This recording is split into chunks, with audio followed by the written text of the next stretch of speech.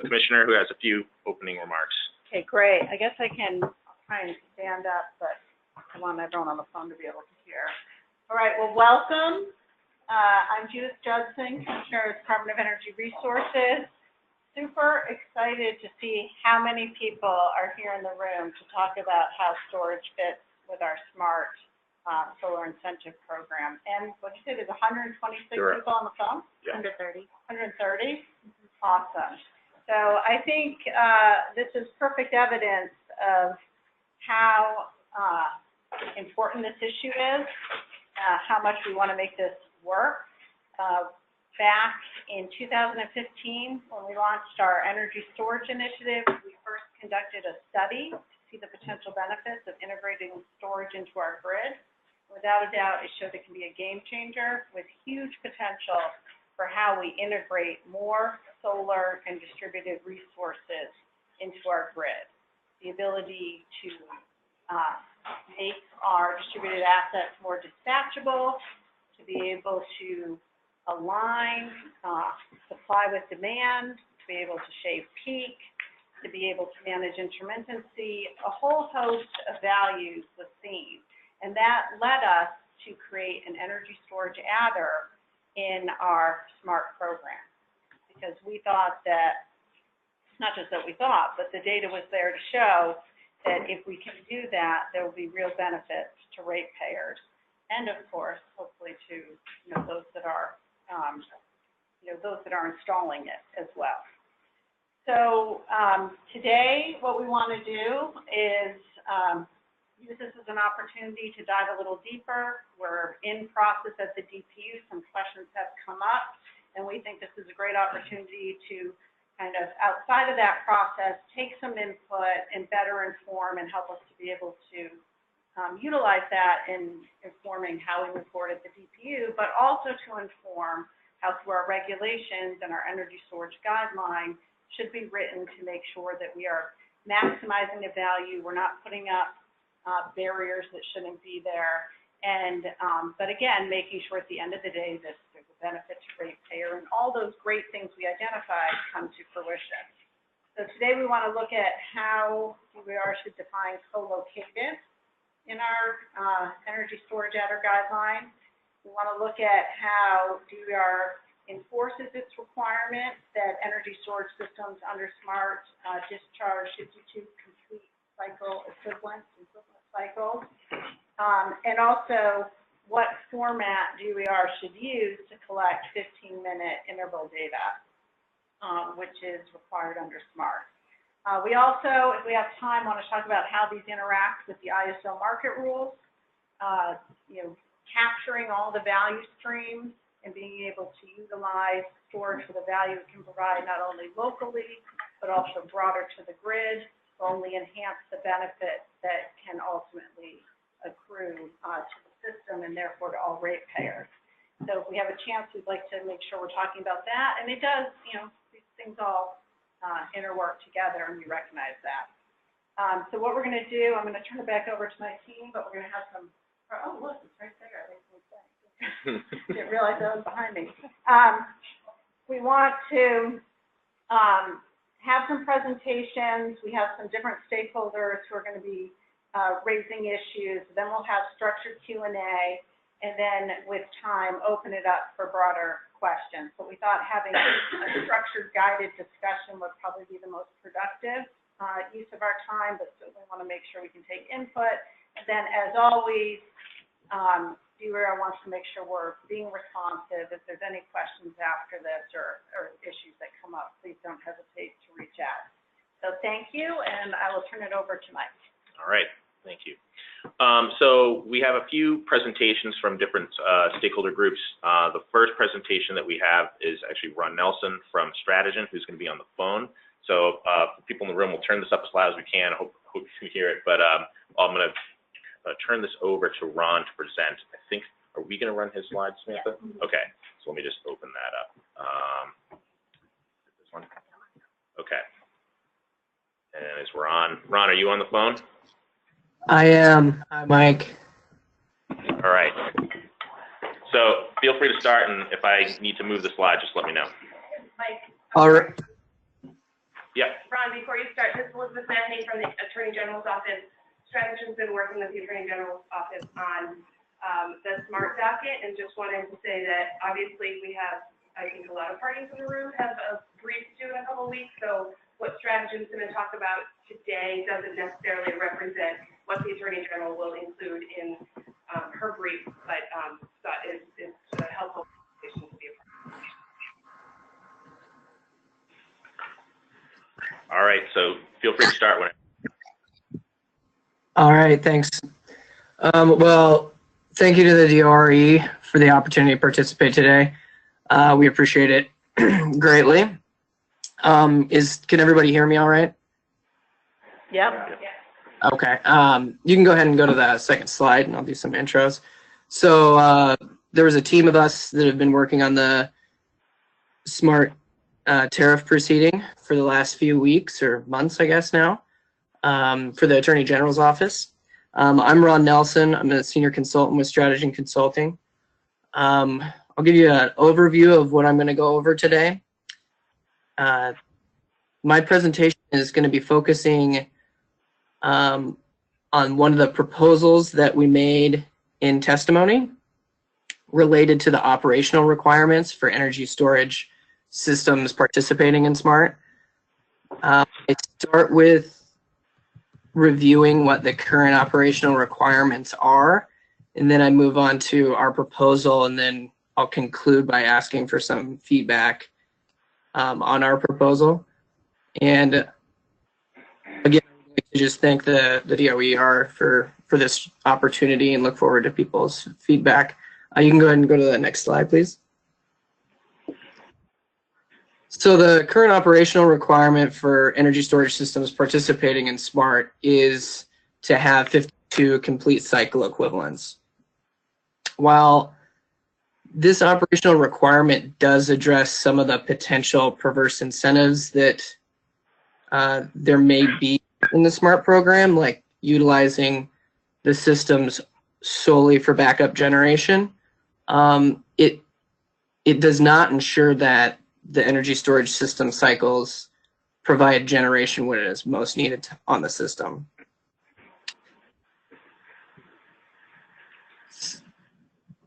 And so we wanted to focus on a way to ensure that the benefits from these cycles really flow through to ratepayers.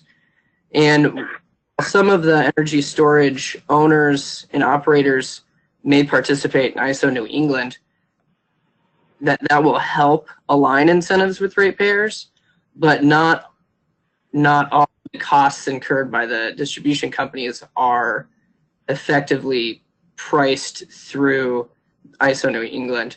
The primary charge that we focused on was the regional network charges, and the regional network service charges are the monthly are based on monthly peak loads, and speak more to it on the next slide.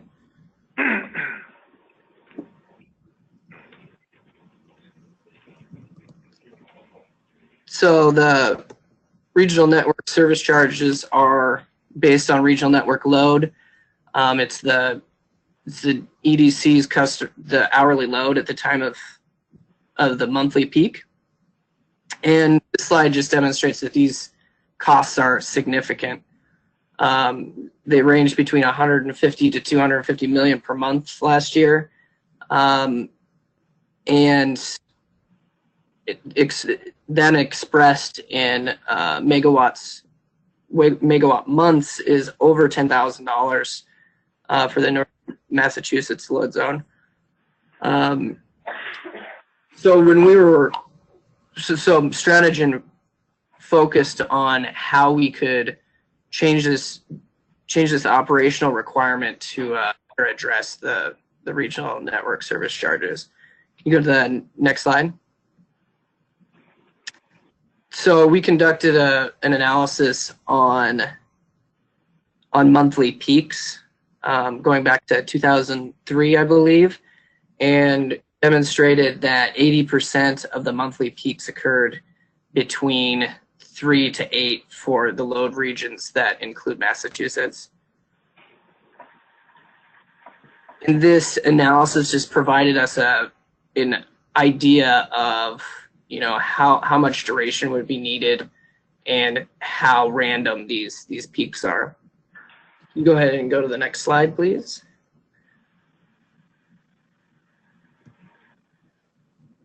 So our proposal is just essentially to lower these regional network service charges. And the way we're going about that is providing the EDCs with 2 call options per month for forward or for front of the meter storage. Participants would be notified 24 hours ahead of time. The duration that the participants would be required to discharge would be limited.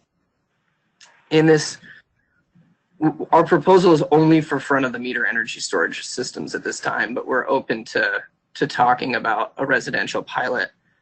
And then we want to collect more data for CNI because we're not 100% certain how the call options would interact with demand charges. Participants could also opt out, but they would face a reduced incentive.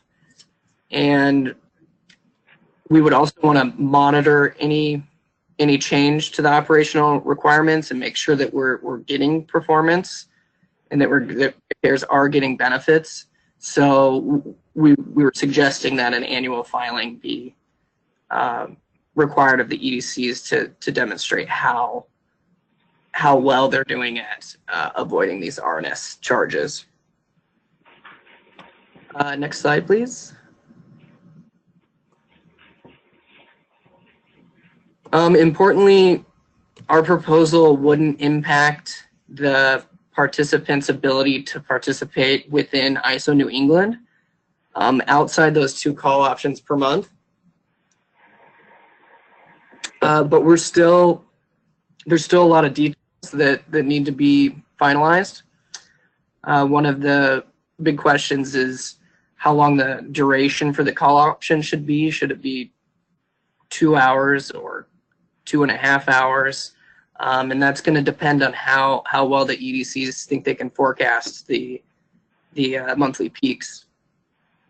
Another issue that we're still considering is whether or not the battery should be left with a certain percentage of charge to make sure that that battery can fulfill any obligations that it has.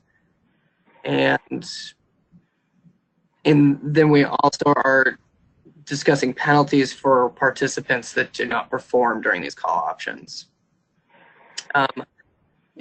You can go to the next slide, and I think that's my presentation for today, and I look forward to answering any questions I can and participating in the panel.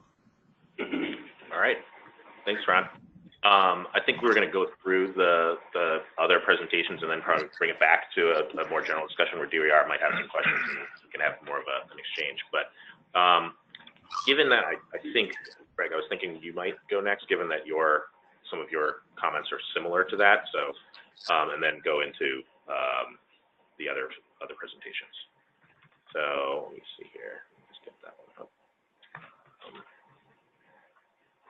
So I'm going to turn over to Greg Geller from Enernoc, who has a few slides on some related topics to this. Yeah, well, thank you. Thanks for the opportunity to present. And I think this presentation has some similarities to what Stratogen just proposed. And I mean, the idea is we all saw in the State of Charge report that we know the 1% of peak hours are responsible for about 8% of costs. And so if we're thinking about these 52 cycles and how to leverage SMART to maximize benefits from ratepayers, trying to find these, in general, these 1% of peak hours and to have the discharge occur during those periods would seem to, deliver the highest return to ratepayers. And so you can go ahead, Mike. I just pulled this from, the objectives of, if you look at the regulation that was originally put out about what are the objectives of SMART. and trying to make sure that the 52 cycle requirement lines up with what those objectives are. And so if you go ahead to the next slide, what we're thinking is that there should be some requirements on storage owners to cycle during certain periods, but also give storage owners some flexibility in how they meet that, because I think there's a number of different ways to deliver benefits to ratepayers. And depending on what the business model is for that certain owner, there might be different benefits that there might be a different option that they want to pursue. And so the option that Ron mentioned is one of these. That the first one I'll say here is ISO New England wholesale market participation. I understand we're gonna get more into ISO New England later, but if a resource can participate in the ISO New England market, participate in the capacity market and reduce the FCM, help reduce the FCM clearing price, or help reduce energy market or frequency regulation prices, then there's going to be a real benefit to all ratepayers from that. And you're also enhancing reliability that way, because ISO New England has full visibility into the resource and can dispatch it as needed. The other options to think about are doing peak shaving, summer or winter. So we know that we've clearly got some pending issues during the winter with reliability, and that we've seen LNPs get pretty high over the winter, especially when we start going to oil units. So you might want to have an option that resources could cycle, meet the requirement over the summer or the winter when you get to a certain threshold. And that could be some of the utilities have demand response programs where those are dispatched when you get to a certain percentage of the forecasted utility peak. And that also aligns with when we have really high line losses, when there's that peak demand, and also when we have to incur transmission and distribution costs during those very few peak hours of the year. And then the other option could be reducing wholesale cost allocation for Massachusetts. So that's really the option that Ron was suggesting on transmission costs. And also you could do that on capacity costs as well. And you could have, a dispatch near the ISO New England system peak for reducing capacity, or the local monthly peak for transmission. We know from the State of Charge report that there is some uncertainty about, how those transmission costs are allocated and the ability to use energy storage to reduce those peaks. So I think we'd obviously want to have that nailed down. But there's obviously some significant, given where capacity and transmission costs are headed for Massachusetts, there's some real benefit there. So I'm not wed to just these three. There might be other options, and I think we come at from the C&I perspective, realize other people might, from the residential perspective, might have a different take. But we see, giving this flexibility, to cycle during these periods, but making sure it's during one of these periods balances, I think, the needs of the storage owners, along with making sure that ratepayers are getting a really good return from this. So that's all I have, and welcome any questions or comments when we get to that point. All right. Thanks, Greg. So next, I was thinking, I don't know, Ian, do you want to go next? Sure. And then we'll go turn it over to the solar in succession. So turn it over to Ian Springsteel from National Grid. Pop this up here. Great. I can move along, dude. So yeah. So first off, I want to address the issue of co-location and the definition of co-location. So we had put forward a definition in the tariff proceeding. There was the existing guideline definition. SEIA had put forward a definition in their comments. When we step back and look at the actual interconnection process and the engineering behind having the correct metering and the correct terminology to reflect those realities, what we realized is that they all were inadequate slightly. And so we've reworked the SEIA definition, which would work for us, National Grid, with the additional edits that we've put in here in red, and I'll just read it for people in the back of the room who can't read my 8-point type. To be deemed co-located, the solar tariff generation unit and energy storage system must be located on the same or adjacent parcels and must be interconnected to the same common collector located on the same parcel or parcels on which the STGU and ESS facilities are located. That is, an electric service on such parcels connected to an independent circuit at nominal AC voltage or distribution element that serves no other utility customers and no load other than that associated with the parcels on which the STGU and ESS are located. So, little clunky, a little repetitive, but it gets the job done in being very specific that if you do have two PCCs, or point of common coupling, which is basically the point that is behind the customer's meter, so one for the battery, one for the solar, that they can both be connected to the same service line coming onto that piece of property and be considered co-located.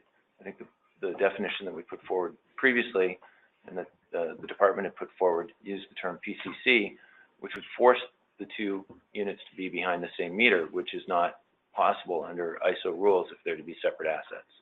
So this we think works. We think the property restrictions make it clear that they need to be on the same piece of property that's basically owned or controlled by the developer, and that service line would only be on their property and wouldn't affect any other utility customers before it hits a line in the public way. So that's what we have there. So that's our comment on co-located. Moving on, the guideline also talks about validation of the cycling, the operational data, and the efficiency. This is DOER's guideline.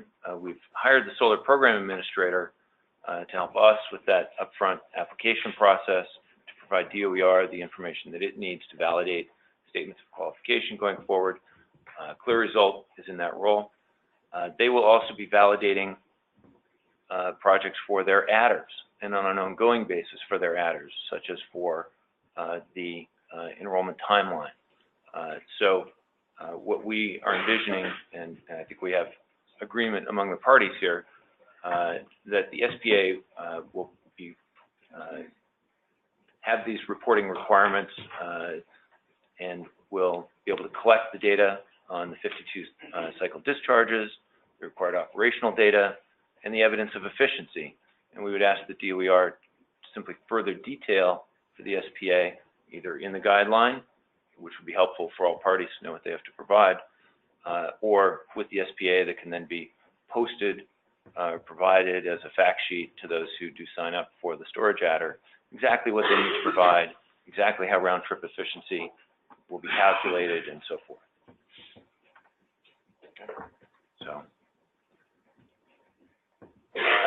So the next couple slides should be pretty familiar to most people who are familiar with the docket.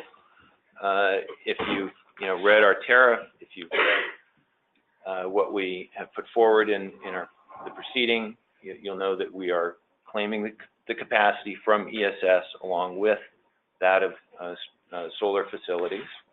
To do that, we'll need particular metering and also particular operational requirements to be able to support that performance in the market.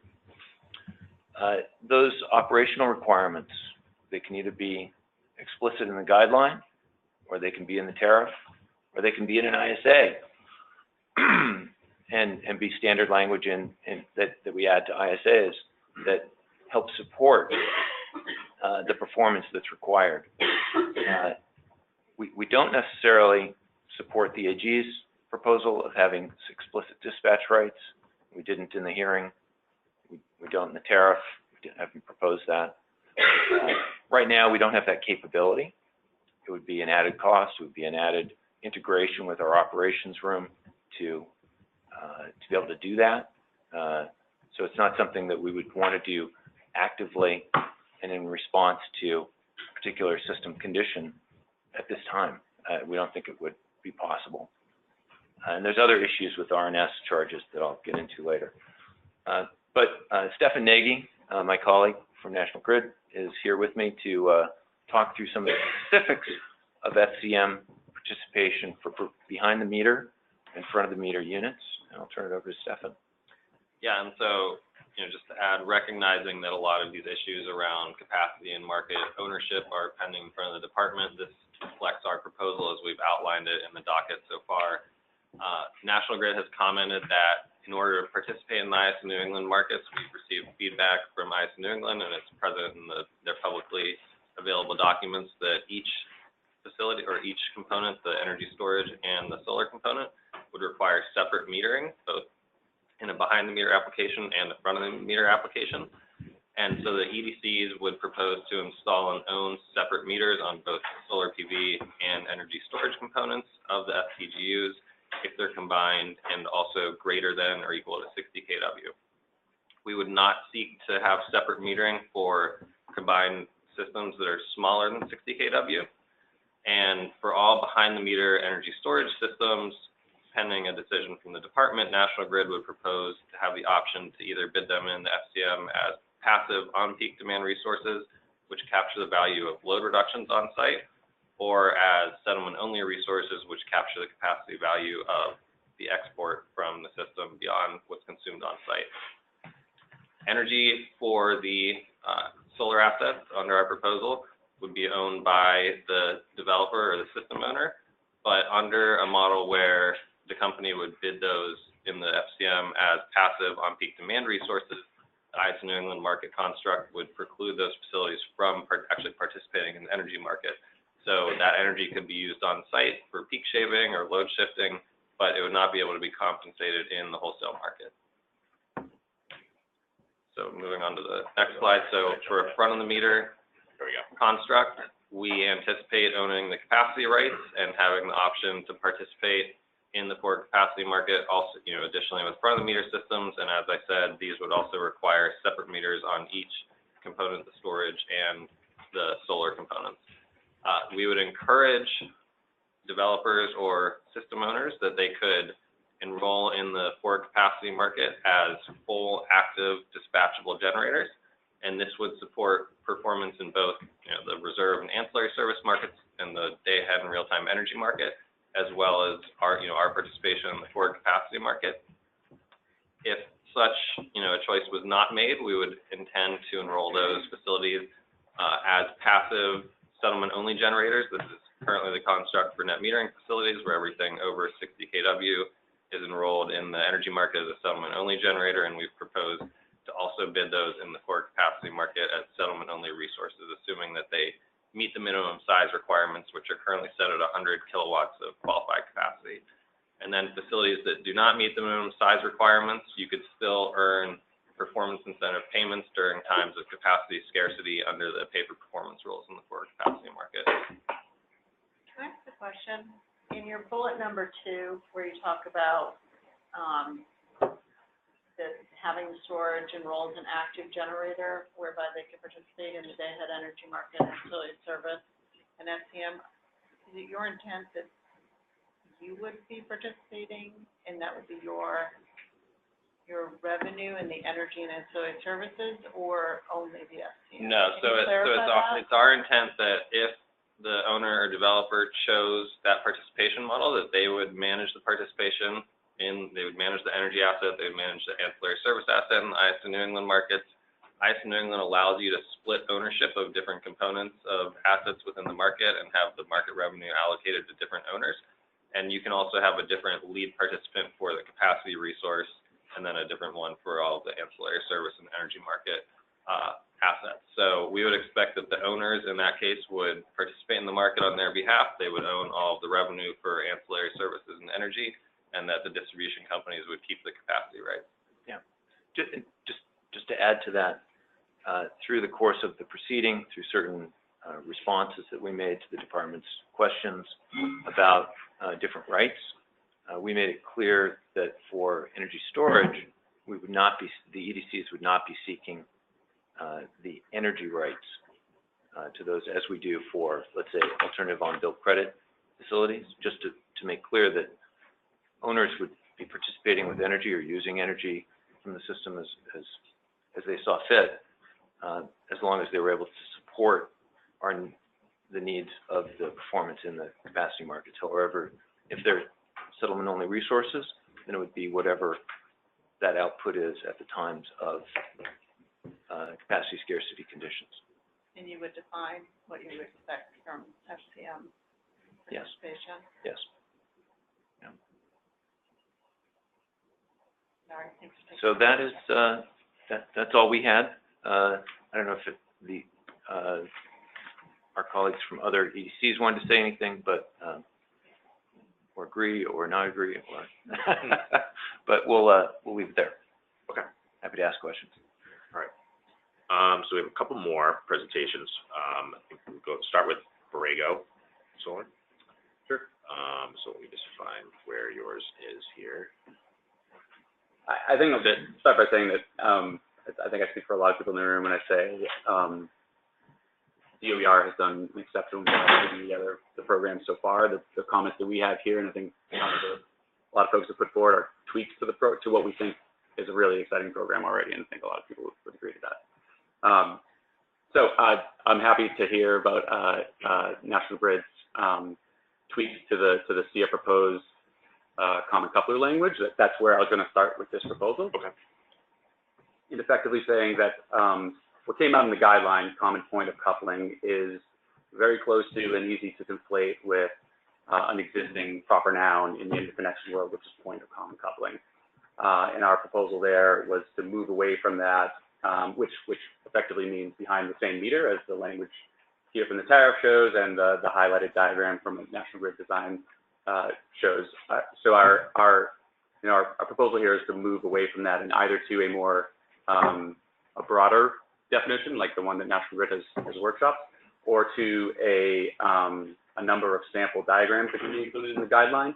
And either way, we think it's important to include a waiver process for configurations that we don't see today, and that none of us are able to capture in the short time that we're putting this program together, but that may be beneficial in the future. So starting with a couple different examples of metering configurations that we now may be able to move through pretty quickly, given the presentation. But this single meter configuration is, this would work under the common point of coupling language for behind the meter C&I, doing BCM, behind the meter residential, and even front of the meter programs, front of the meter projects where you're not envisioning participating in the ISOs market. So for renewables integration or mitigating interconnection impacts, DC coupled systems, for example, we all know we're going to have an issue with metering them separately and bringing them to the ISO markets. Those would fall under this sort of 1 meter configuration that we feel should be acceptable and apply to some projects. Dual meter, probably the most interesting and the one that has the most permutations that folks will want to dive into. For any number of reasons, you could have multiple meters behind a single common point of coupling or a common distribution element that brings you service. On the behind the meter side, you could have a building that simply has 2 services because it's a large building. Campus style arrangements that have separate meters. On the front of the meter side, this is a model for wholesale market participation where you have separate meters for the energy storage system and the PV system. And in this case, the common point of coupling refers to a common distribution element somewhere upstream from those 2 meters. And if you adopt the point of common coupling language, you have an issue with that.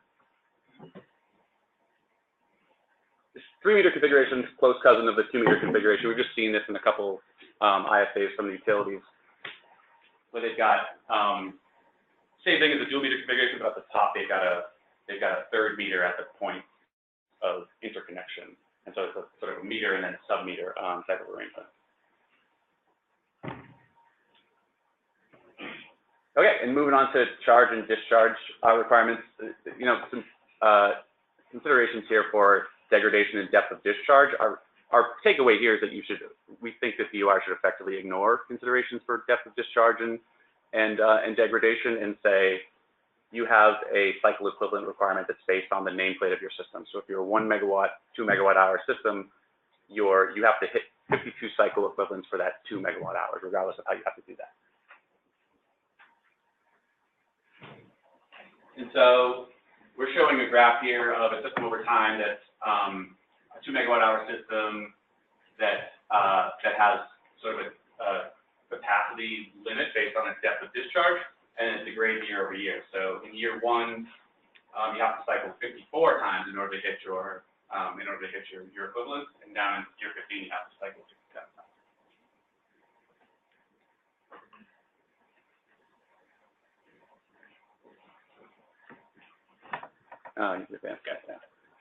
On reporting requirements, I think the key thing we'd like to say here is that the reporting requirements should come from the native metering within the energy storage system. And that is simply to be equitable to DC coupled systems in which we're not going to be able to meter on the DC side. And so, you know, we certainly could do reporting with AC metering, but how are we going to do it with DC coupled systems?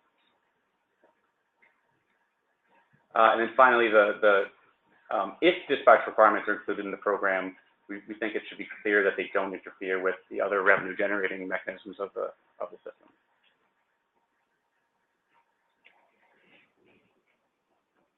Ready to move on? Yeah. Actually, this is saying the same thing, that there's a potential conflict between the ISO rules and a utility dispatch signal if it's authorized. So if you're responding to an ISO signal and you get a utility dispatch signal at a different time, those two things could conflict. Now, we think practically they're likely going to be the same time when you're having a peak load condition, but the potential is there for conflict. And similarly, utilities may include requirements in their ISAs for dispatch requirements, charging restrictions. It's important that those don't conflict with a dispatch signal if that's adopted as part of the smart docket or as part of the guideline. And finally, here the ISO participation models. I think everyone's pretty familiar with these. For front of the meter systems up top, the energy storage system and the PV system are brought to the market separately as generators. On the bottom, when you're behind the meter system, the energy storage system has the option of entering the market as a passive demand response asset or a capacity demand response asset. In the top example, we do have some questions for ISO about interpretation. They say you need separate ISA. They say you need separate interconnection rights, and we're not really clear on whether that means you need separate ISAs, separate points of interconnection, or exactly what that means. And we would really benefit from some clarification from them. I think the utilities would as well, probably. Thank you. All right, thanks. So I think potentially the last presentation is SunPower's, unless Sunrun has anything specific that they want to add. But okay, so turn it over to Becky. Okay, thanks. Yeah, echo a lot of what Mike said about appreciating the process and feeling optimistic that we can get somewhere really good.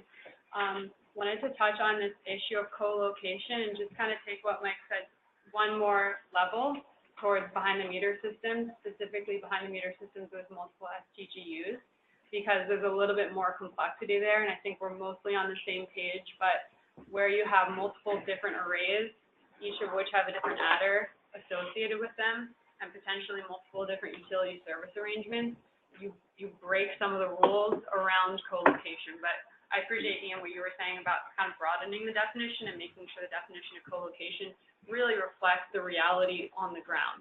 And I think we're kind of on the same page there. So, yeah, determination of co-location, and that flows in, we think, to how that storage adder is calculated, what solar KW is used in the solar to storage ratio that's used to determine the storage adder, and then what solar KW and what solar KWH that storage adder is applied to in paying out the storage adder. And so, you know, mostly what I want to do is just draw out some of these other configurations that bring up questions, but also kind of float this recommendation that for behind the meter customers, the idea of co-location could be tied to the same utility account, because sometimes the same utility account might have multiple tie-in points, maybe even multiple feeders.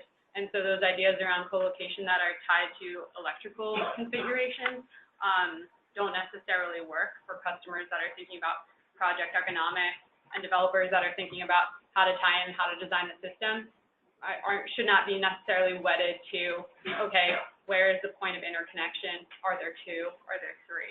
So I'll kind of show it in the next slide. But this one we think is pretty unambiguous, and basically kind of what Mike was showing. You have you have a roof STGU and an energy storage system. They're all rolling into the same meter, one circuit, one feeder, one service drop, and that's pretty unambiguous. We think that would be all three of those, or all of those things would be considered to be co-located, and your energy storage adder would be based on that STGU rooftop, and the storage adder payment would be based on that one STGU. In the next slide, gets a little bit more complex, but again, it's pretty straightforward, just with an additional array, this time a canopy array. And now we have, for the first time, this sort of administrative question comes up of, okay, is this two SQAs? Is this one master SQA with two sub SQAs, in terms of how do you apply for this thing under SMART?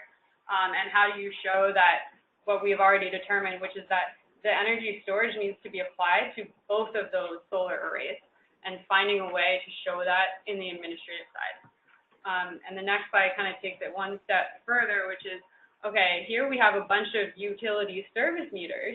We're still considered co-located because we've got one point of interconnection. We clearly have one circuit, but the customer is aggregating those service meters into one account. So again, how they think about the project, how they think about the economics and the benefits of the system are all as one behind that one account. Yes, it's made up of multiple meters, but those are typically, for our customers, are aggregated into one account, and they have one view of their bill.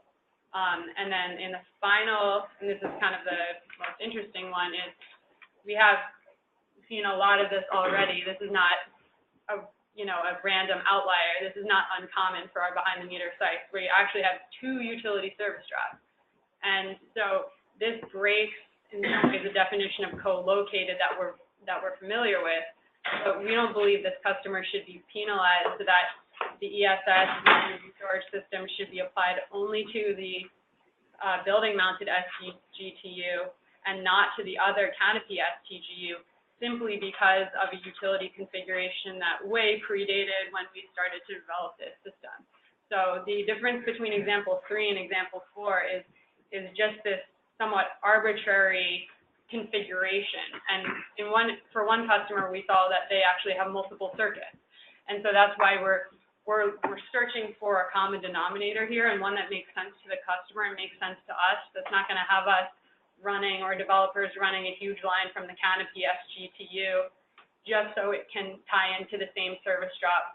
Really, it's about how does the customer see the system at the customer account, at the customer bill level. And we just want to reflect that in how we think about co-located, especially when it comes to behind-the-meter systems with multiple arrays that are receiving different adders. Okay, thanks. So I think that concludes the presentation part of today. I think what we were thinking of doing now is having some kind of structured Q&A or conversation among those at the table, and then if we conclude early, then open it up to the audience to provide comments and some questions. One question I have, just keep staying on this slide, I guess, is in this example, it seems like the canopy here is really, it's serving different meters and different loads than the battery in the other facility. And maybe you could explain how that canopy is actually interacting with the battery in this case, because it doesn't seem to me, I'm not seeing exactly how they are connected. Yeah, Chris Elias, are you on the line? I don't know if we can unmute him. Yeah, no, it's a good point. It's not something we were hoping to get into per se, because that's how exactly the storage is charged is not the point we were trying to draw out with this particular layout. But yeah, I mean, again, if the service, so the way to do it would have been to draw the canopy, to take the canopy line and make sure the canopy is electrically tied to that energy storage system so that it can be charged by that system. but the reason we can't do that is because those might be far apart and separated. And so, that's why sorry, I'm struggling a bit with it. But, no, it's a good point, and, Can I ask a question that maybe pressure test the common collector language with the utilities? That was my next area, was actually going back into that. But I just, because this was on the screen, I figured. Well, I mean, why don't we use this example? Yeah, okay. This is a tricky one. Yeah. But is the whatever it happens to be, line section between two poles before those two service drops are come onto the customer's property, is that line section a common collector that serves no other load other than the customer's load? No, not to me. I mean, it's in the public way, so. Is that what, if that were customer-owned cabling, that would be a valid common collector? It would affect equally the other customer that's shown on the one line. So, for behind the meter systems, there may be a further refinement to the language because it is complicated, and there are a few remaining master metered customers out there that shouldn't be. They're just legacy master metered systems, and that complicates things. So, and that there are large industrial customers with multiple lines, multiple points of connections as backup and so forth that we're aware of, that also complicates things. So, when there is a meter and there is a load, circumstance is a little more clear that it should be behind the point of common coupling if there's a battery associated with a STGU. Get my acronyms straight here. And with standalone projects, the common coupler or common collector language is more flexible to allow for different configurations. Mike had suggested earlier that, there would be maybe potentially some waiver process for something kind of that doesn't fit into that nice box. I don't know how the distribution companies would react to something like that in there. I mean, if the definition was generally adopted and that was kind of how it's generally understood, but then something kind of, one of these unusual situations presents itself, I mean, would the distribution companies be open to some waiver process, either run by DOER or jointly with DOER and the distribution companies to kind of discuss through that? I think we'd have to consider what the terms of the trigger is and so forth, and I wouldn't want to speak for the other 53% of the state. Yep, that's fair. Yep. Would you consider this a waiver, or would you consider this we see this quite a bit with customers, behind the meter customers? I think we'd have to think about it a little bit more. I'm just trying to suss out if there were kind of things that didn't fit neatly into that definition, what could there be a process for trying to identify a path forward? Does DOER have a position on the electrical connection of the two systems, like as a principle of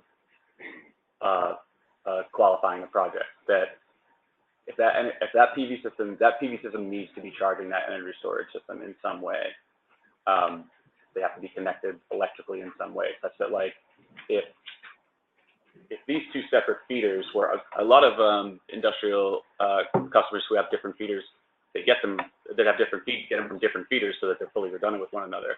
If the energy storage system is on one of them and it goes back to substation A, and the PV system's on another one that goes back to substation B, there's never any commingling between the electrons of that energy storage system and that PV system, and I'm wondering if that's in principle a line for DOER. I don't know. I think we'd want to think about that a little bit more, and not answer right now, but yeah, that's a good question.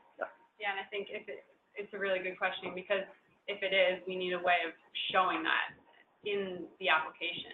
And currently it's hard. I don't know that ISAs are necessarily going to have a way of showing, like, tracing the electrons down. Yeah. And being able to really prove that. Hesitant to really open it up to totally before, but okay, Courtney, yeah. Just another question, so without a waiver or an adjustment to the colocation language, would you see this configuration requiring two SQAs, one for the ESS contiguous, and then the canopy having to apply separately without? I think so, yes, because I think they would qualify as there's two separate solar facilities that are qualifying here. Now, the question that we've been grappling with and discussing internally is when you have those two, but there's a single battery serving or co-located, or however we define that, with the two solar facilities, how does the adder get applied? And does it get applied to a single one of those projects, and then that's the adder value, or does it get applied to the total capacity? Right, and That's the change would only get applied to the 500 kW. Yeah, we'd have to. We're still kind of figuring that out exactly administratively how that would work. We've been talking with the distribution companies and the solar program administrator as to how does that actually function from an application review standpoint. I'm going to jump back just to because it does seem like there was some maybe general general agreement on National Grid's proposed revision to this definition. So I want to, I know you're not speaking on behalf of the entire solar industry here, but just kind of the folks that are at the table, any reactions to this modification that National Grid has suggested here to SIA's proposed definition? I'd like to take the single parcel restriction back to the rest of the group who know more about the program. Yeah. And I'm not close to this as our solar team, but I have gathered that there's some ability to combine parcels under the new program. So you can have one project spanning two contiguous parcels, as long as it's interconnected behind a single point. Right. And then if you fall under a Yeah. project segmentation rule exception, in some cases you could have two projects on contiguous parcels. But the way you combine two parcels is the one project spanning Yeah. the two parcels You wouldn't behind combine one the here. parcels. No. We would never do that to you. No. Yeah, and I think in that case, right, this language kind of collides with that a little bit. If you're able to have a project that spans two parcels, and that seems like a fixable issue. I was going to ask, actually, Ian, so on that point, would you be open to some modification that said, same or adjacent parcels? Because I understand you're trying to get the proximate location. I think it does say same or adjacent. Looking at It does in the name. black, but not in the red. Oh, okay, in the red. I think that might be it. But the common collector has to be Yeah. on the same. But this is a result. Oh, okay, there's- that might make sense. Okay, yep, okay. That makes So sense. there are two parcels that are next to each other that's included.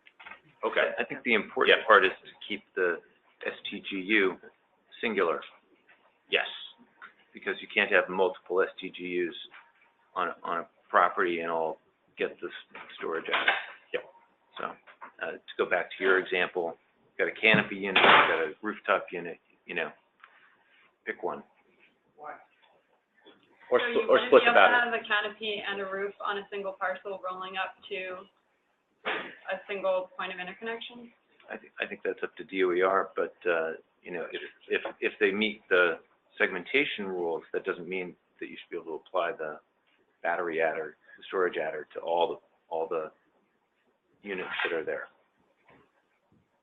Yeah, I hear what you're saying. I think the project segmentation rules show that, at least in our reading, that the spirit is that the battery could be charged by both of those. In the example we showed, didn't happen to be, but we have examples where the battery is in fact, if that's what's important, is in fact charged by the roof and the canopy.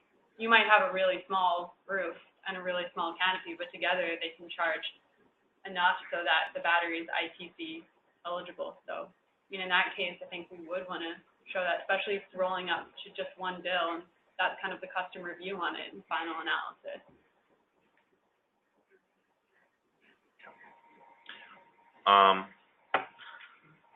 Will, do you have anything that you want to ask on this? On the co-location part? Yeah, No, that sounded pretty good. okay. I think, I don't have any additional questions on the co-location. I was going to maybe move into the operational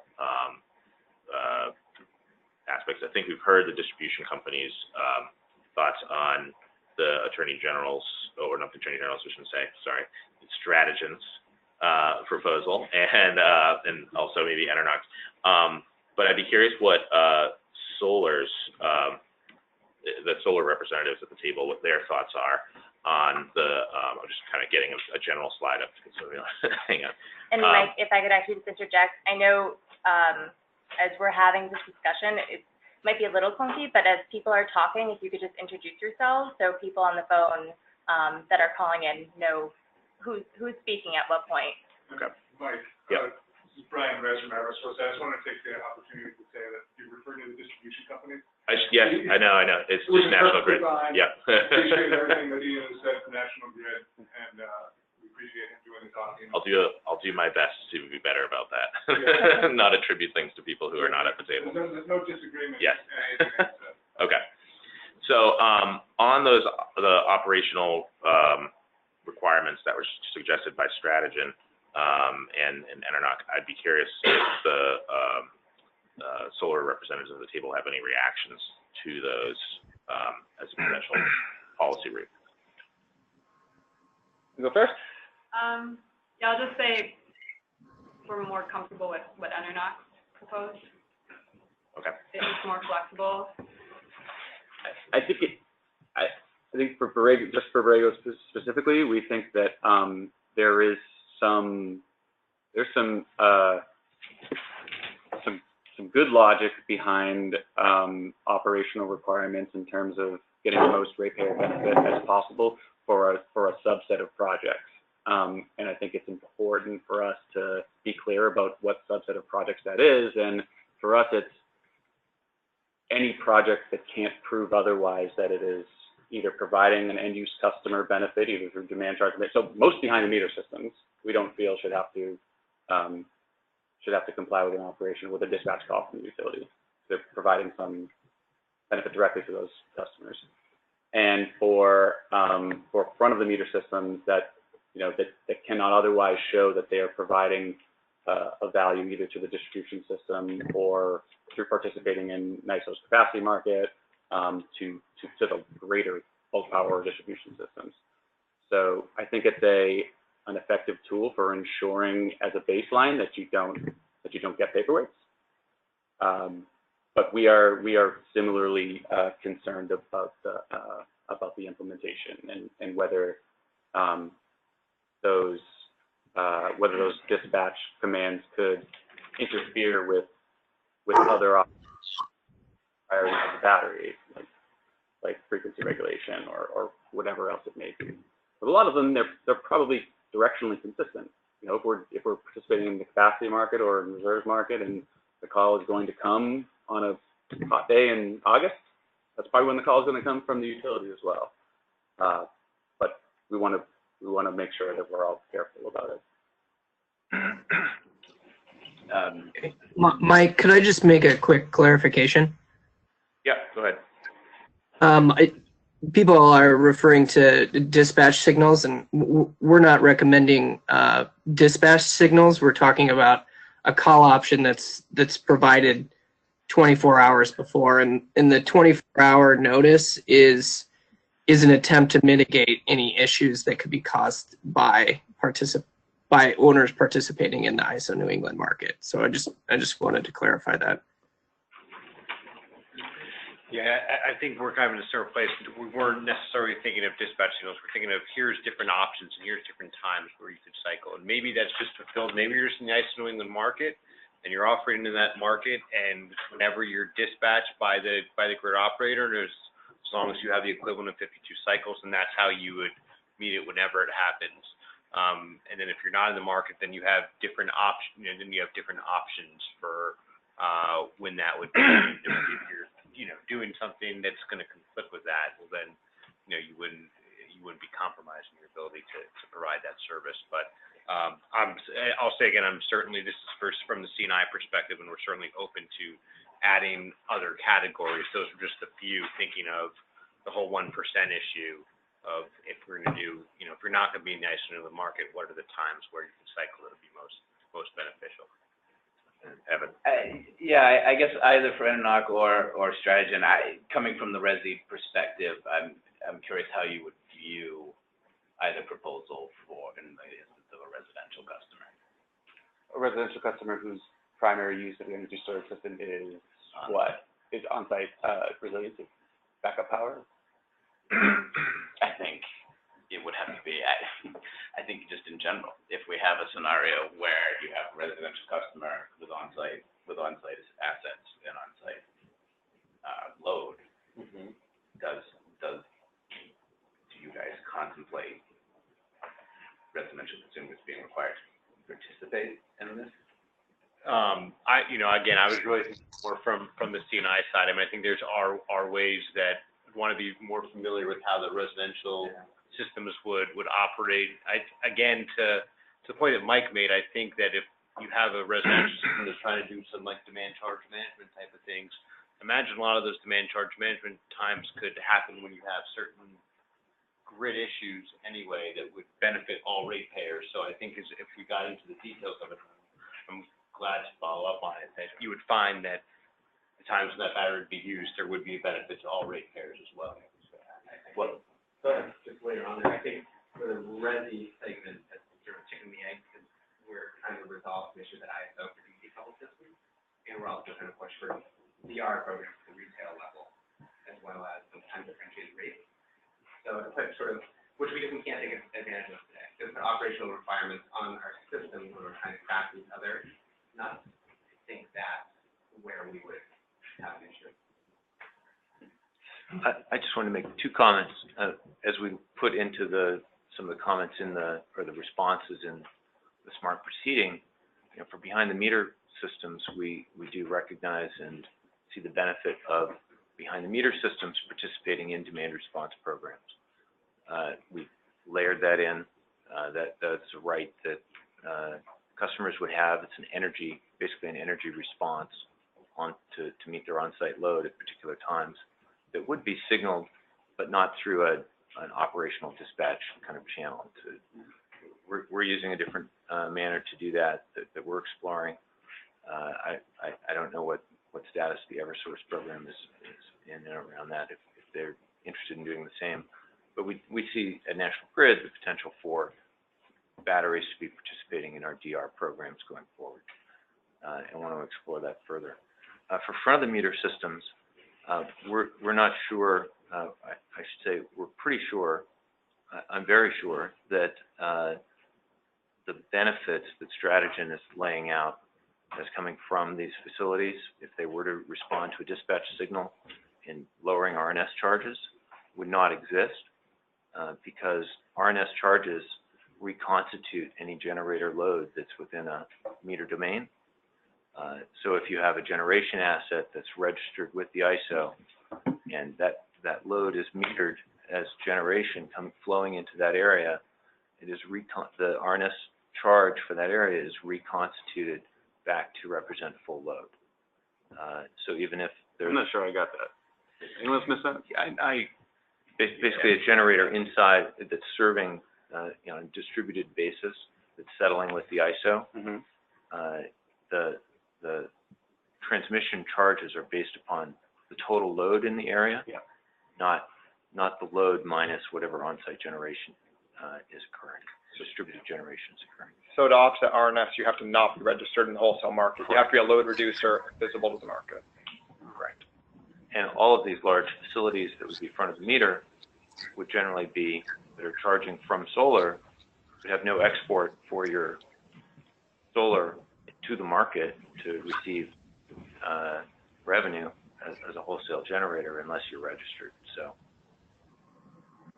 Ian, aren't there parameters around the load reconstitution though? Isn't there a threshold that has to be met? We reconstitute all load that's registered. So, an energy storage system co-located with solar that's not the front of the meter that's not participating in ISO markets, is that registered? You wouldn't be able to register the solar under ISO rules currently because you can't have a combined asset behind a single meter. So We can all blame the ISO, but, There's not if I throw one more question. Yeah, don't get there. room to improve, in the market rules. While we're on the market rules topic, I was just wondering for folks around the table, as you were putting forward proposals and concepts, were you considering Casper, and were you considering the storage in this case to be a state-sponsored asset in terms of Casper? Well, I was curious as Stefan was walking through the capacity issues, because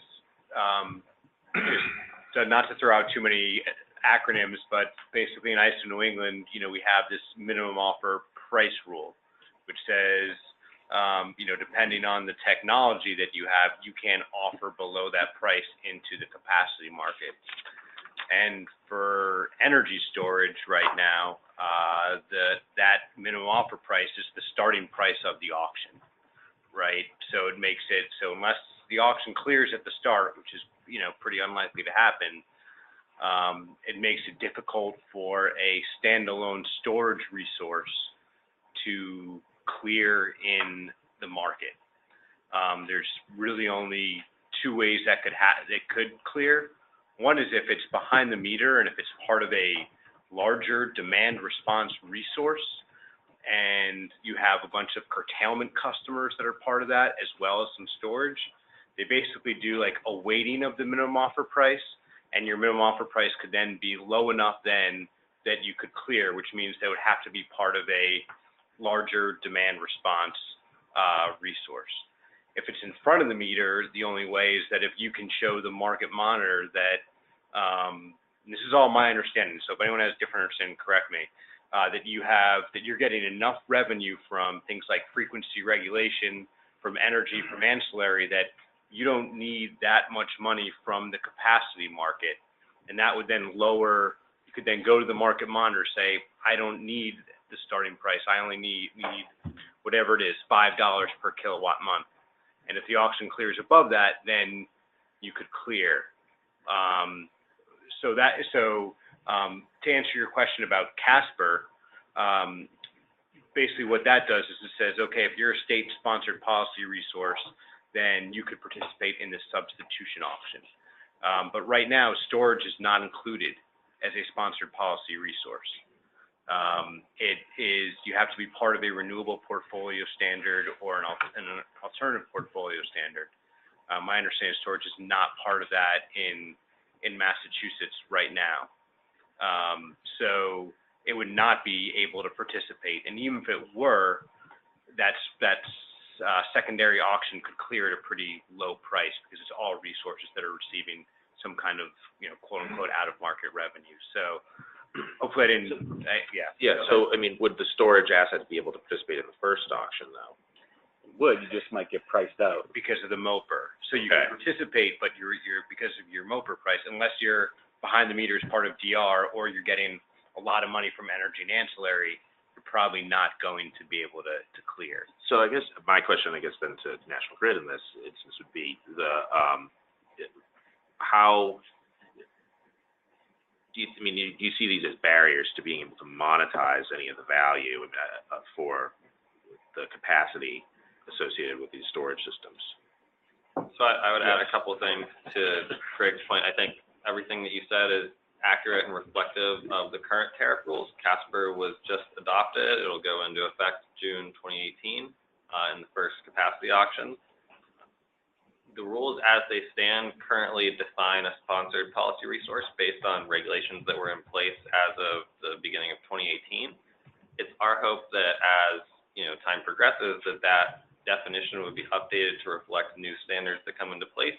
Potentially the SMART program storage adder would qualify energy storage as a state-sponsored policy resource. And if the future definition of a sponsored policy resource as Casper progresses adopts a different date for the starting point of that, then potentially storage could qualify in that substitution auction. I think the point of being priced out of the auction also is reflective of current storage prices. All the industry trends and forecasts are showing energy storage prices to drop significantly over the coming years. The SMART program is a long duration program, and we would potentially expect that at some point you could have competitive participation in the first auction in the SDM, if storage prices were to drop below a certain threshold. So I would say, currently, as the rules stand, it is, a challenge to overcome. I think one other way that you might see energy storage entering the market, I think that Greg, talked about the demand response participation model where, energy storage could potentially be part of an aggregation. It's also possible that you could have energy storage as DR, participating on its own. But, I think another way that you might see it is if, under FERC 841, if you have energy storage rules adopted that require ISO New England to recognize a combined solar plus storage asset, to the extent that the solar component qualifies as a sponsored policy resource, you may have that combined resource able to enter the market. Okay. However, though, correct me if I'm wrong, because I wouldn't claim to be an expert on CASPER, but in the second auction, is it possible that the resources would be shuttered altogether just because it wouldn't be needed?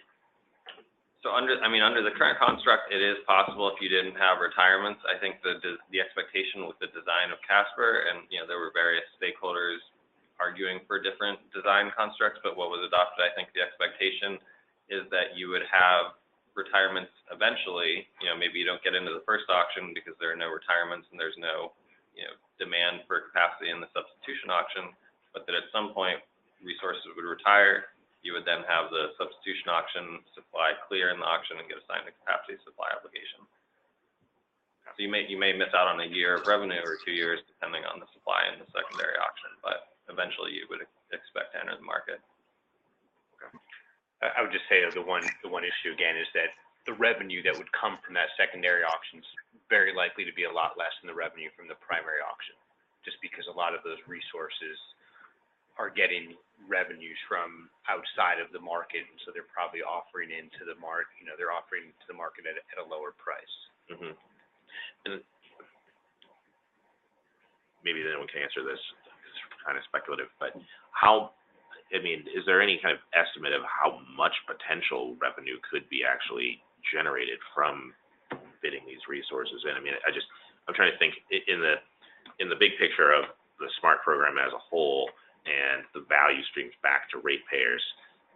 You have avoided wholesale energy costs, avoided RPS compliance costs, and then you have the costs of the incentive programs. When you're balancing all those things out, obviously capacity market revenue would be a benefit if the utilities are owning that. But how big of a piece of the pie or how small a piece of pie is that actually in the big picture of the overall program? Is this, I'm not saying that there's not value in having this conversation, but it's just, I'm questioning kind of how much value does it actually bring to the table? Can I comment on that question, Mike? Yeah. So I don't know if I can answer your question directly, but just a couple comments from the other panelists, a couple add-ons. I just want to say that the minimum offer price rule, storage, it does have to align with that, but they can offer below the minimum offer price. It's just has to be reviewed by the independent market monitor. And just another data point to think about is there's 700 megawatts of energy storage in the interconnection queue in ISO New England right now, and my guess is some of that's going to be trying to bid into the primary auction. So I think there's potential that you're going to see some clearing the forward capacity auction. But I think not to make things even more technical, but I think one of the issues that has to be explored with the EDC's proposal to own the capacity is how it's going to interact with the pay for performance rules in the capacity market as well. I don't know if you guys want to go down that road, but the pay for performance rules are going to complicate owning capacity. I think they could complicate separating the capacity right with the energy right, since you are obligated to bid your capacity into the day-ahead market and also perform during what are called capacity scarcity conditions. That's where you get the pay for performance component. So I don't know if the EDCs could comment on that or Yeah, sorry, I mean, national. I can comment on the last piece about pay for performance. I think, it's a great point. We would, any strategy, national or EDCs are awarded ownership of the capacity by the department. Any strategy that we would implement would consider, the risks and benefits of capacity scarcity conditions and either the payments or penalties that you would receive under the various participation models. Going back to that example that we gave, if you did have a customer that wanted to enroll as an active dispatchable generator so that they could take advantage of, energy market, both day ahead and real-time energy market revenue, as well as ancillary services such as reserves, you would have, that customer following dispatch instructions from ISO New England. And so the expectation there is that in general, they should be, performing, either providing energy or reserves during those capacity scarcity conditions, provided that they're following their dispatch instructions. If you did have a settlement-only resource, it would be based on the timing of when you self-dispatch versus when those conditions occur. But as to the point about separating the energy and capacity market rights and revenue, we've discussed this with ISO New England. Their indication has been, again, just as you can split ownership of the assets and you can have different participants, the pay for performance payments would be allocated to the owner of the capacity rights. So I don't think that's an issue. That's just an allocation of the payments by ISO New England. Well, I was just wondering if the day ahead bidding strategy could impact your performance. Because if they get dispatched and you don't have charge in the battery, you may not show up to a capacity scarcity event. Yeah, so I mean that's certainly a good question. I think in general the expectation would be that, assuming that the energy storage system is following their dispatch instructions, ISO New England would be dispatching them economically, and that they would likely end up being dispatched during a capacity scarcity condition unless they had, by chance been dispatched earlier in the day and they had no charge remaining. But our expectation, if that was, the ultimate decision and sort of participation models, that we would work with those participants or generally to set, a standard guideline on how participation, what the expectations of the utility would be around market participation and how that, that customer would, essentially protect the capacity revenue for all distribution customers. Yeah, I'll stay on the value piece. Yeah. As we can see, there's a lot of risks, various models involved, various levels of participation. I mean, as a percentage cost of the program, the program cost could vary quite a lot depending on who participates and how. So it's very hard to pin it down, but I mean, it's not half. It's more than a few percent. It's, somewhere between 3 and 15, maybe 20% on the very high side. But, it's in that high single figure to low double figure kind of range. Okay. It's our expectation. Yeah, it's just helpful getting a sense of the magnitude of like what we're talking about with the bigger picture of the program as a whole. Yeah. Chris. To follow up on your question, Mike, it's not clear to me what National Grid is proposing for under 60 kW systems for capacity market. And then wondering about the value proposition there, given the friction with the small systems and any penalties that you incurred if they were called and couldn't perform, and any lost value if you don't have data charge to do demand response. So the first question is, could you clarify what you're proposing to do with under 60 kW? So just in case people can't hear on the phone, just the question is to National Grid about what their proposal is for under 60 kW systems. Sure. As we put on that slide 3, if you want to put it up again, Mike. Oh, yeah. 4, I guess. 4. Yeah.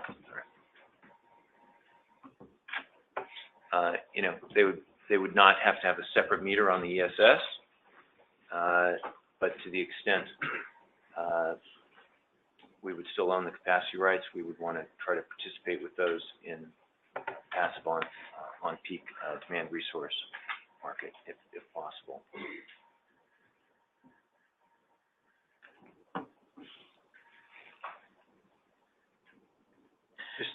Go ahead, Mike. No, go ahead.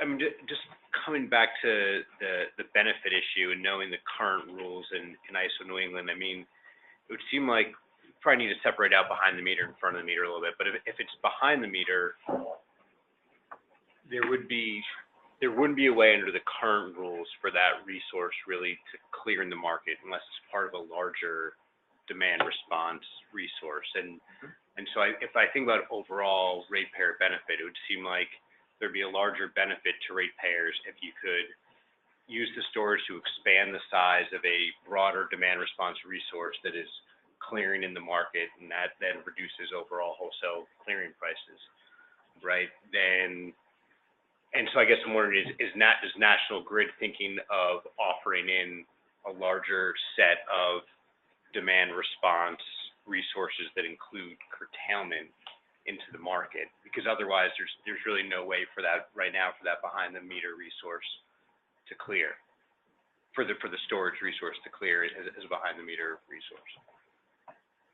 So I would add some clarification. Under the current construct, as we've discussed, you might be priced out of the primary forward capacity auction, but as long as you have gone through the qualification process, even if you have a minimum offer price requirement that precludes you from bidding in the forward capacity auction, you can still enter into bilateral reconfiguration auction contracts to get a capacity supply obligation. You can enter into annual and monthly reconfiguration auctions.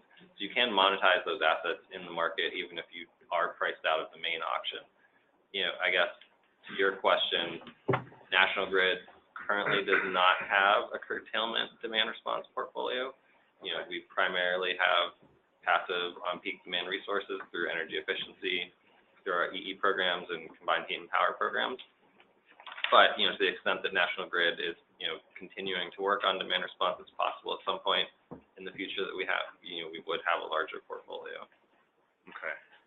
I mean, I guess just wondered, given the current rules, and I agree, you could acquire it through a reconfiguration auction, but then you're not lowering the FCM clearing price, where I think there's the biggest benefit. And so, I mean, at least for behind the meter, until National Grid knew that it was going to offer in demand response resources that would have a chance of clearing, would it make sense for the capacity rights to stay with the behind the meter for the behind the meter resource owner?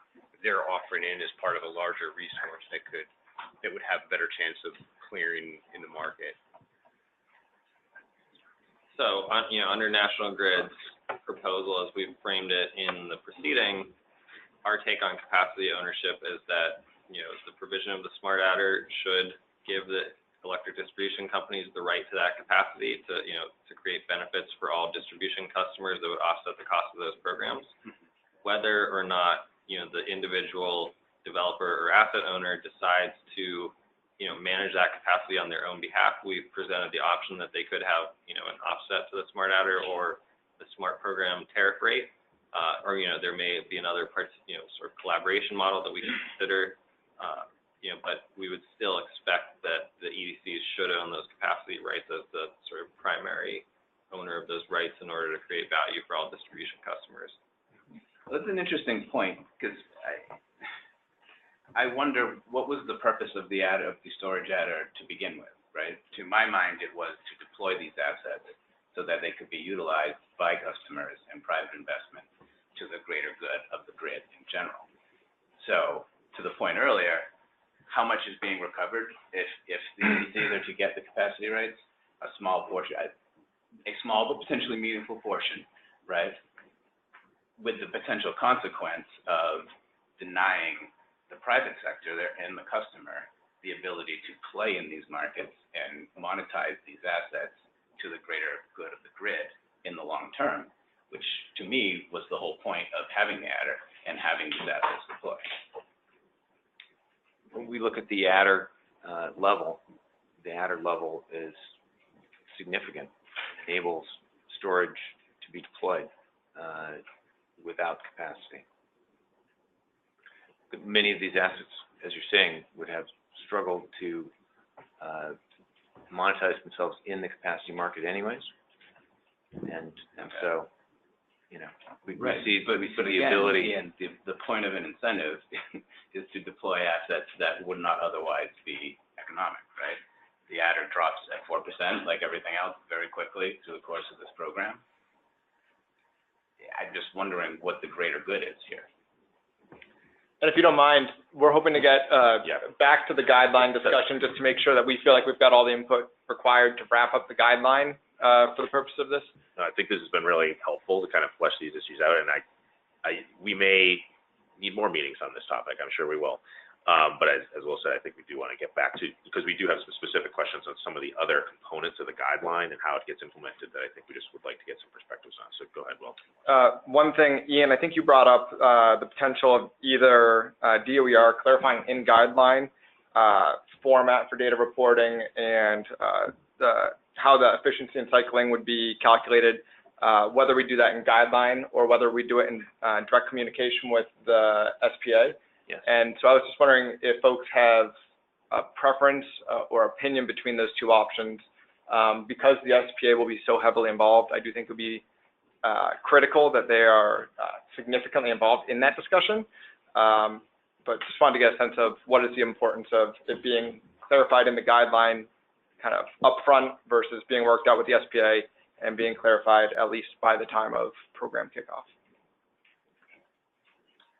I am more concerned with the means of reporting, the technology, than with whom it gets reported to and in what way. It would be great to have guidance, to have clear guidance in the guideline, just because the guideline is going to come first, and so we can move forward on some of these projects. But to the extent that you don't think that is the best path forward, because I don't know, for example, the SBA would be bringing some other expertise to the table that we don't have now. As long as you know, something we mentioned in our presentation, which I was moving through very quickly, was that we believe pretty firmly that the reporting needs to be from the native metering within the inverters or power conversion systems in order to be equitable to all types of systems, AC coupled and DC coupled. So yeah, that's my underline, my bolded point in under the header of saying I'm more concerned with the technology and the means than the reporting.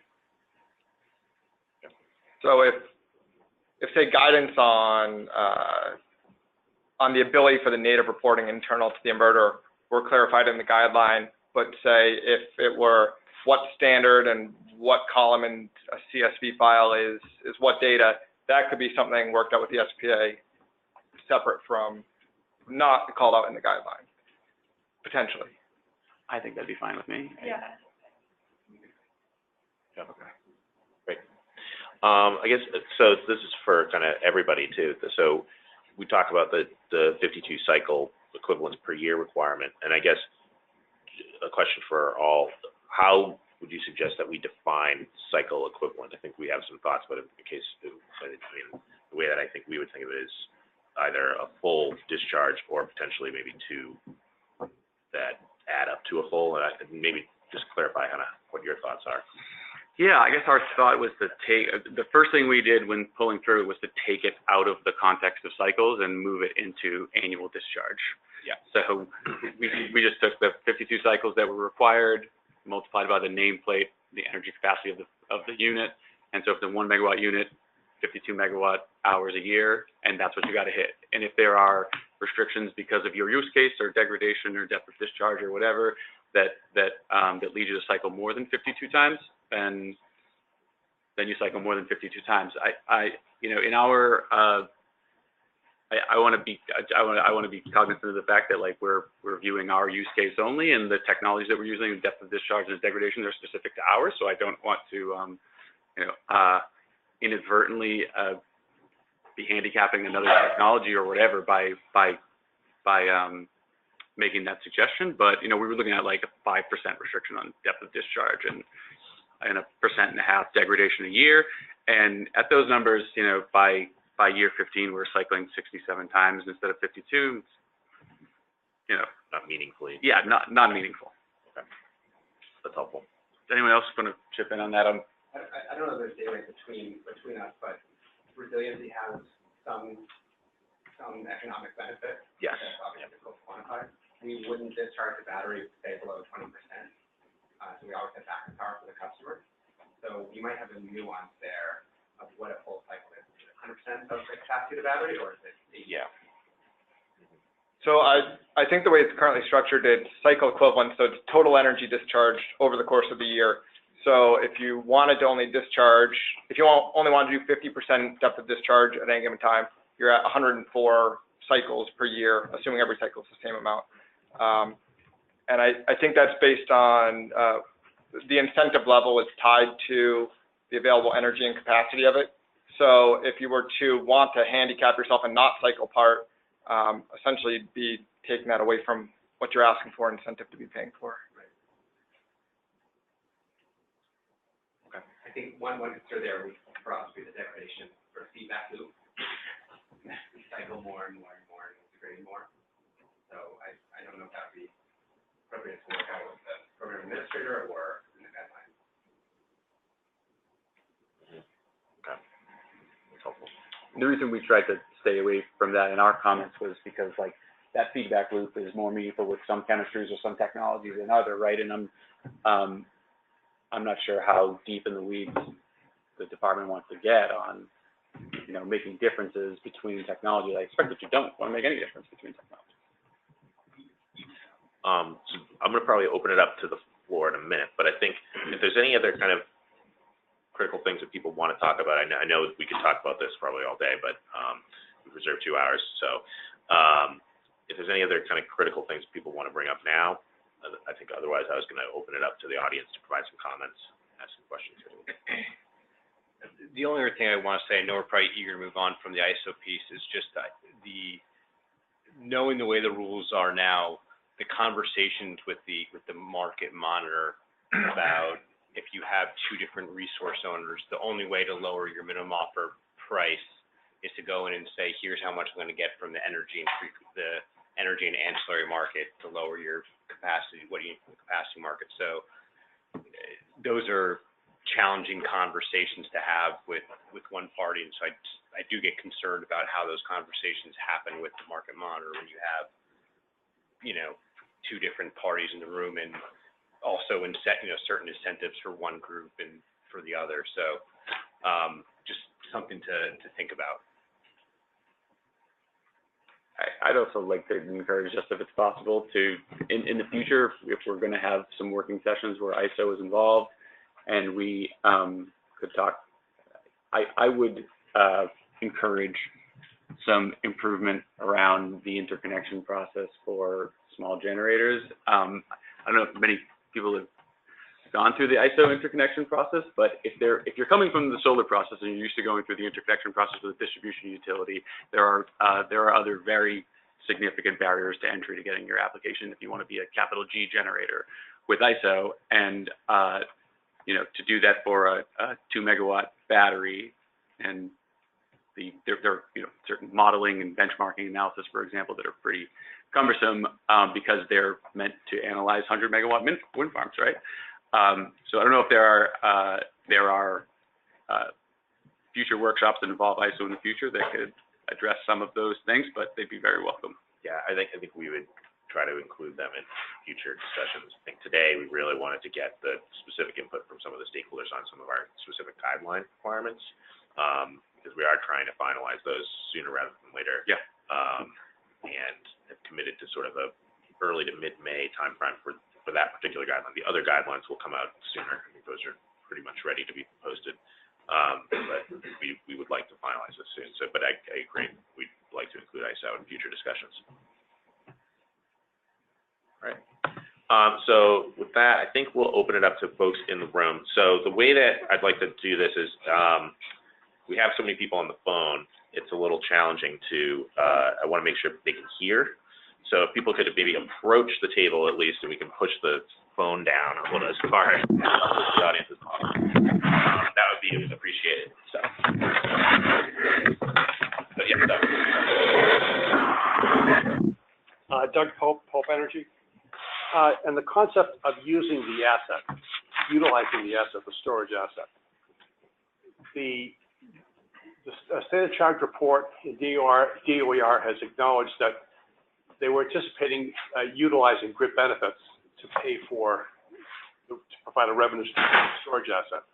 Since some of those are not necessarily immediately transparent, I would offer that you might consider offering an incentive for a more frequent discharge of the battery, rather than just, again, once a week or 5,200 hours a year. Once a day during the duck curve. So you're going to, well, whenever the utility needs, that call. But if you were to discharge, you're going to have higher depreciation of the battery, but you're utilizing the asset. And if you do it during the peak, you're going to reduce, the cost to the ratepayer ultimately. There's a sticking point which, because this is all new, we're hearing that when we go to apply for a battery plus storage, that the utilities are stacking the nameplates because theoretically they feel you could jam everything through that same feeder all at once. I think there's got to be a point where with instrumentation, we can negotiate when the discharge is going to be. So if it's off peak, or if it's at a certain time of day, they're not stacking the capacity on that particular feeder. Because now you're reducing the amount of DG that can go on that feeder, including with battery storage. So I think you need to do that. The third thing I'd like to offer is, and this would be not through the guidelines, but through the tariff, potentially, would be to establish, since you're going to get hit with ITC problems, establish the concept that a battery, particularly during the winter months, from December maybe to February, could be used to be charged with grid power from 1 o'clock to say 5 o'clock, and discharged during the day. Where typically, there's a pipeline call for natural gas that isn't there. So I think that you might consider utilizing the battery with grid power. You're going to need some sort of compensation rate because most of these things are going to be DG connected. So there's going to be a tariff for the input of power and for the revenue for the output. So that's just my suggestion. Thank you. Aaron. Hey, Aaron Sweet Energy. Does the department have a position on the point at which the bottom line threshold for applying for the energy storage adder for reservation? And then just a clarification. My read of the guideline is that the storage construction component doesn't have to be coincident with the, yeah, go ahead. So yeah, this is a separate guideline. I think it will be issuing that. So this is our statement of qualification reservation period guideline, clarifies some of the timing issues. And I think the storage adder is a bit unique in that it doesn't refer to where the project's located, who the off-takers are, but it's for an additional piece of equipment that can be either added or subtracted from the project at a given point in time. So we're trying to figure out the best way for having those application processes for the solar facility and the storage component to be done in parallel, but potentially on slightly separate timelines. It adds some complexity from an administrative side of things, so we've been working with the program administrator to kind of figure out how to accomplish that. But I think generally speaking, you could apply for a facility, a solar facility, and you could apply for the adder at separate times. However, if you went 5 years into the program and then you applied for the adder at that time, you're not going to get 20 years of the adder. You'll get the remainder of the tariff term for the solar facility. You'd receive that adder. Yeah. So that's some of the thinking on that. There's some detail that still need to be worked out administratively, but I think they would be done separately. So it wouldn't necessarily be locked into the 12 months of the original. It would probably be, we may do 12 months for the facility, the solar facility, 12 months for the adder, depending on when they're applying. I think a lot of people will apply at the same time, because I think a lot of these things will be integrated and installed at the same time, but we recognize that that may not always be the case, and there may be a lag or a disconnect between when they're actually happening. Perfect, thanks. Just on that note, if it's a single project like behind the meter, we still need a valid ISA. Yes, for the project, and if it comes in later, it complicates things. Yeah. So. Yeah. Hi, it's Greg from 0 Point Development. I just wanted to make a few comments. One is on the separate metering. DC side storage. It just offers a lot of benefits. Number one, you're not getting a mix of inverters, so you're not increasing your non-detection zone for islanding. There's a lot of stability issues that get solved, and the efficiency is a lot higher. And it's also a little bit cheaper, so I think you definitely want to preserve the ability to report that from some sort of internal meter, so that you don't have to, so that you're not forced into an AC storage, quote unquote, solution. Second comment is charging one battery system from multiple units that are close to each other. I think as long as you preserve the sort of contiguous parcel rule, sometimes it doesn't make sense to split up the battery storage, because you're certain technologies require, HVAC loads, and there's a added complexity with splitting it up just so that each one has their own quote unquote storage.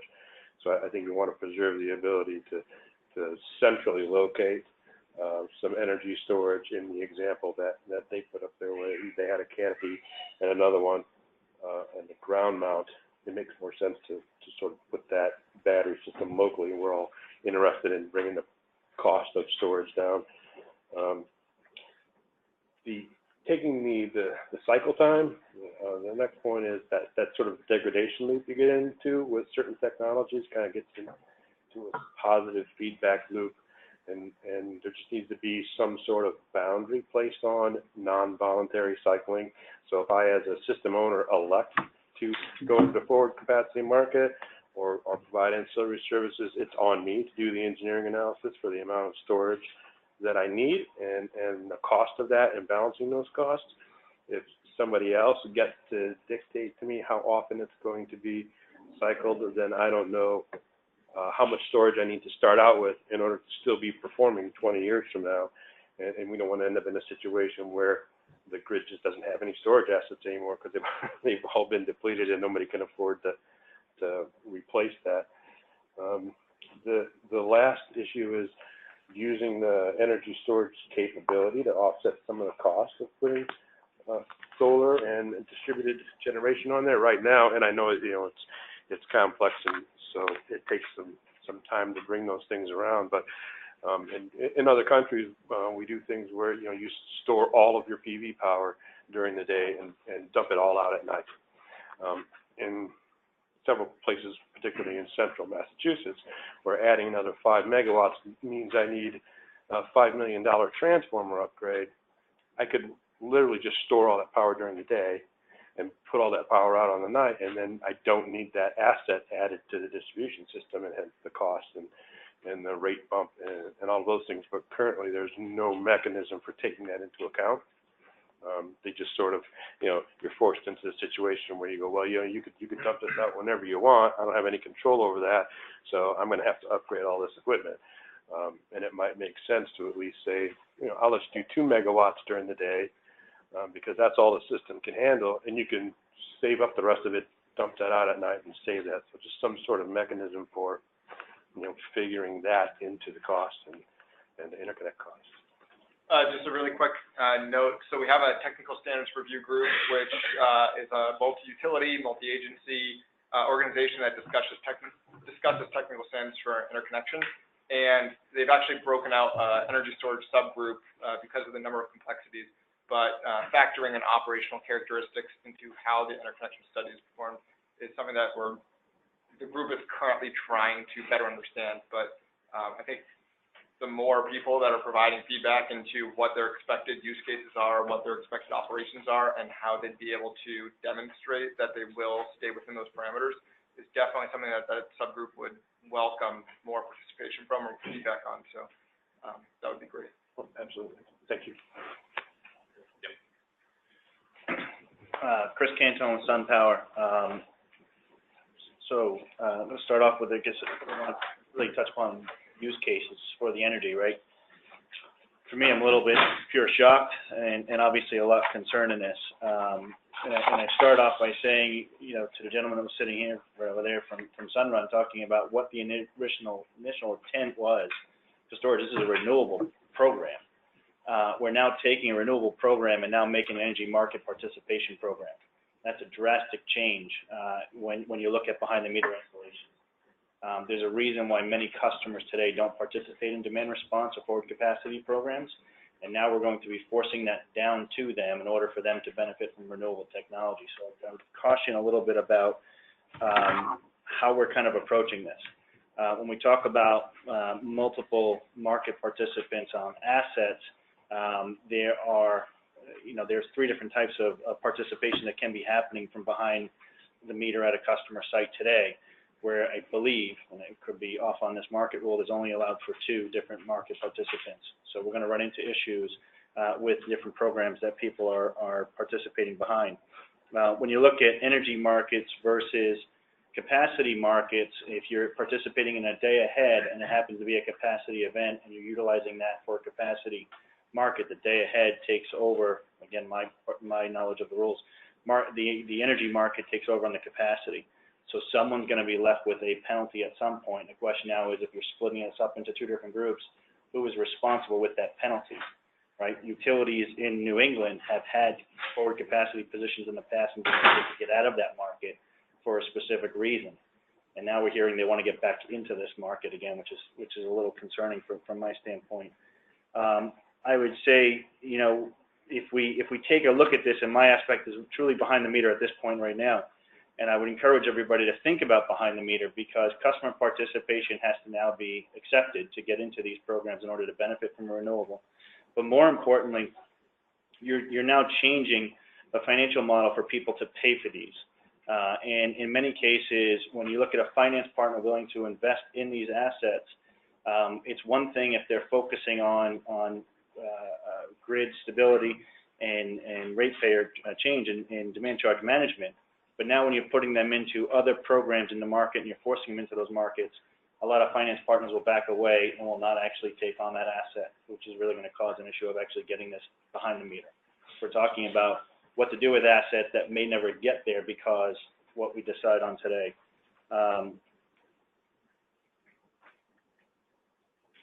I'll leave it at that. I mean, I have a whole bunch of other comments. There's a lot to actually be done here, but there's 2.5 pages of comments that I look forward to the next working group to get a chance to really kind of get through these.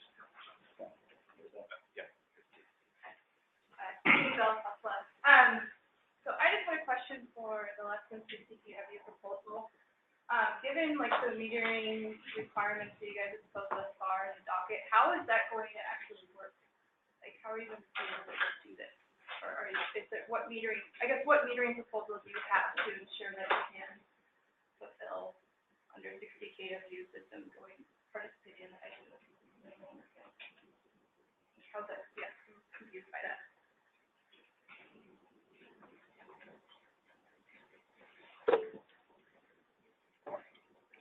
Yeah, I think with the smaller facilities, we wouldn't necessarily participate with them until there was a clearer participation pathway. Okay. And then just for a general comment, I think for a special standpoint, we would appreciate accounting for degradation in the cycle. Sorry. Then Mark. Then Chris. Mark Sandine, Mass Solar. What we're seeing a lot from the SunPower mentioned from a customer perspective is that people are trying to maximize the amount of solar they're putting on a particular parcel. That means rooftop and canopy is often a configuration that's quite common. So what we would encourage the DOER to be thinking about is looking at those as one facility, because that's the way the customer is looking at it from our perspective, and also allows for maximizing the amount of energy storage on that particular behind-the-meter implementation. So that's what we would be encouraging the department to be thinking about. Thank you. Chris, probably have time for maybe 1 or 2 more. Yeah, go ahead. Okay. So just to clarify, Ian, I think you said you wouldn't bid 60 kW in the market, and we would intend to do that. But on the metering question, if you're not sub-metering the energy storage, particularly if you have critical loads panel, and you're metering on the AC side between the inverter and the main load panel, for the production, you would be losing the smart credit for the energy that flows to the critical load panel, unless you take, I think, the information from our native meter or from another meter sitting between the sub panel and the inverter. Yeah, there's a difficulty at all levels with DC coupled systems, and we see the benefits of DC coupled systems, but the construct of the program is to measure the output, the AC output of solar, and reward people for that. That's the core design principle that DOER laid out. So the combination of assets or technologies where there's losses and so forth, you either take your losses as part of the output. The output is AC, it's just going to a sub-panel, and there's no meter there. There would be an AC output meter on the inverter of the solar that would be required. To grab both the energy flowing to the main panel and the sub-panel. I don't know which panel, but from the AC inverter, before it reaches any panel, before it reaches the customer's use, it would be metered. I guess that's something that we installed. I mean, that's laid out in the tariff and in our discussion of this. We are just over time, but I don't know if there's any else. We could probably take one more. Yeah. Alex Keeley with Flex Energy. A few things. One, the 2-hour minimum on the adder seems a little arbitrary as a number. The formula accounts for, decreasing as the number of hours decrease. I would encourage the department to consider just eliminating that 2-hour minimum. We found a number of good combinations where 1.8 hour, battery with the inverter, and we have to add some expense to derate that inverter to meet the requirements. A little, arbitrary. On the reporting side of things, I would, echo what others said. Not, tying it to a particular standard. I don't see why it couldn't just be sort of a self-report and audit, where you don't have to staff up a whole bunch of analysts to crunch through a ton of data that everyone's submitting on December 31st.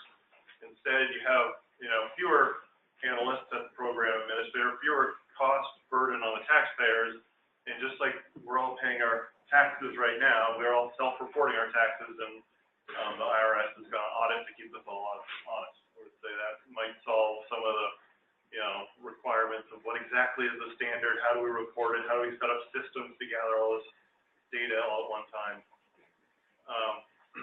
And then just echoing what some others have said, I want to make sure that nothing that we're doing with metering requirements unfairly penalizes DC coupled systems. I think that's going to be an increasingly big part of the market. And then finally, on capacity, I don't understand why we're talking about the EDCs having rights to that at all. So the capacity, it doesn't seem right that they have rights to it today on the solar side of things. It seems more like a loophole. The whole purpose of capacity is to incentivize investors to build and maintain generation on the system to encourage reliability. Since the EDCs are not owners and investors of generation, or to most of the market storage. Seems like it should really just go to the owner investor of that capacity. Yeah, if I could address that directly. I mean, the reason the utilities receive capacity rights and net metering is, and the reason it's proposed and hopefully secured here is that capacity is bought through the forward capacity market. It's also being paid for through the benefits that are being provided to the customers, either net metering or would enroll under SMART. And we don't want all customers to pay twice for the same capacity. And the only way to do that is to make sure that that capacity, to the extent possible, is entered into the market to offset the cost of the program. And that's why the DPU granted the capacity rights to the EDCs under the net metering docket many years ago. So it's to avoid all customers paying twice for capacity, and it's largely due to the nature of our capacity market in New England. Are you saying if a residential customer doesn't pay for capacity and a solar update?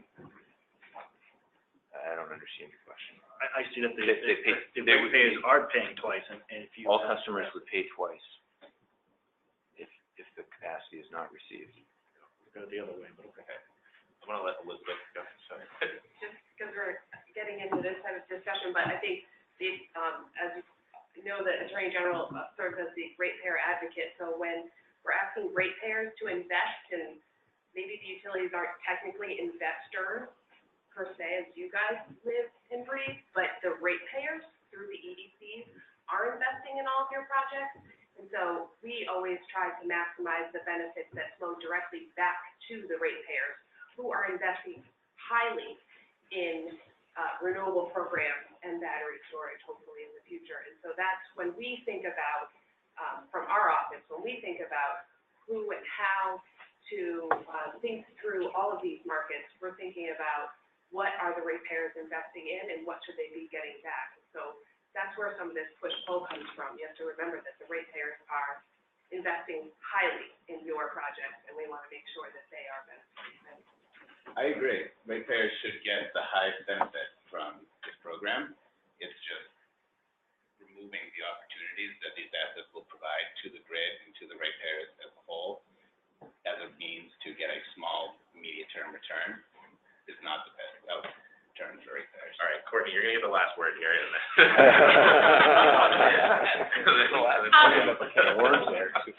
Just one point of clarification on what Ian was saying. The Department of Public Utilities has granted the utilities the right to the capacity rates, not the capacity rates. And I would just suggest for anyone who's further questions and isn't already aware of the Department of Public Utilities dockets on this, I'm happy to provide more information offline. All right, thank you. I want to thank everyone for coming today. This is, I think, hopefully very productive. At least I know it was informative for us. So we're going to close. Thanks everyone on the phone. We'll be closing this webinar hopefully soon.